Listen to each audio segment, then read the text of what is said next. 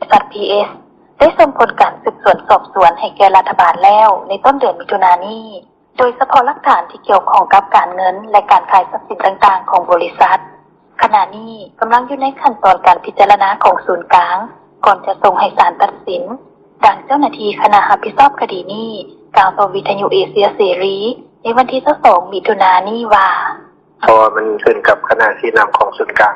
คำระบยังอยู่ในคุกกันคนทำนั่นแหละคือว่าระยะนี้มันเจ้าหน้าที่กำลังสำรวมบรรดาพฤติกรรมในการเคลื่อนไหวเพื่อสำรวมให้อัยการบริตัดสินยังบริณาดำเนินคดีจะมีแต่กวดสอบคือพอรัฐบาลยังบัทันอนุญาตให้ขายอย่างมีแต่ขายสินค้าที่เปิดอายุคือว่านั้นอื่นคือว่าวัตถุคงที่ยังเป็นขับสาไปคือเก่า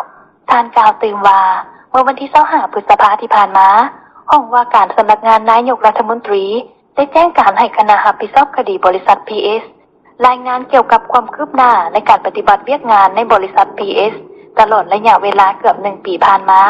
ทั้งในเรื่องการสืบสวนสอบสวนผู้ต้องหาทั้งหมดการขายสินค้าและทรัพย์สินต่างๆของบริษัทและเมื่อวันที่6มิถุนายนผ่านมานี้คณะรับผิดชอบคดีของบริษัท PS ได้รวบรวมเอกสารต่างๆยื่นต่อรัฐบาลไปแล้วและรอท่าว่ารัฐบาลจะมีความคิดเห็นอย่างใด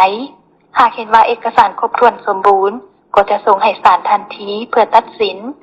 แต่ถ้าหากรัฐบาลเห็นว่าเอกสารยังบ่ครบถ้วนก็ต้องได้แก้ไขคืนใหม่ในระยะที่ผ่านมาคณะรับผิดชอบคดีนี้ได้ขายสินค้าต่างๆของบริษัทเป็นต้นน้ำดื่มงัว32ตัว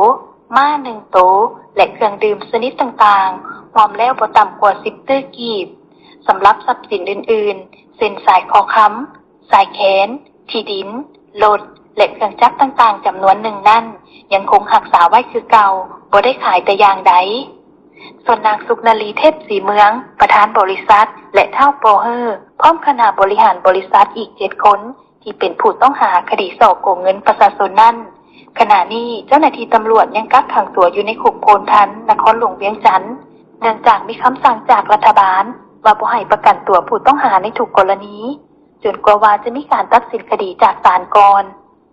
เจ้าหน้าที่ทางการลาวได้จับนางสุกนาลีเทพศรีเมืองประธานบริษัท PS และท่าโปรเฮอร์พร้อมคณะบริหารบริษัทผู้อื่นๆเมื่อวันที่12เดือนกันยายนปี2017ภายหลังที่กลุ่มสมาชิกของบริษัทประมาณ 2,000 คนเรียกร้องให้ทางการลาวเข้ามาช่วยพิจารณาแก้ไขให้บริษัทนี้ส่งเงินปันผลและเงินลงทุนที่ข้างจ่ายทั้งหมด800 ตื้อปลายกีบนั่นคืนให้แก่สมาชิก